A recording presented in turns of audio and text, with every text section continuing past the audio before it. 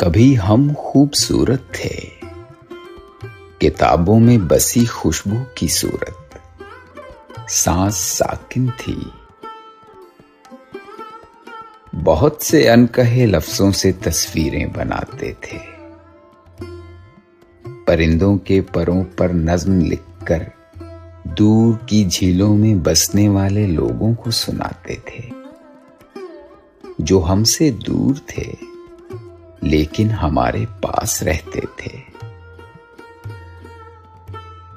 نئے دن کی مسافت جب کرن کے ساتھ آنگن میں اترتی تھی تو ہم کہتے تھے، امی تتلیوں کے پر بہت ہی خوبصورت ہیں، ہمیں ماتھے پہ بوسہ دو کہ ہم کو تتلیوں کے جگنوؤں کے دیس جانا ہے۔ ہمیں رنگوں کے جگنو روشنی کی تتلیاں آواز دیتی ہیں، نئے دن کی مسافت رنگ میں ڈوبی ہوا کے ساتھ کھڑکی سے بلاتی ہے، ہمیں ماتھے پہ بوسہ دو،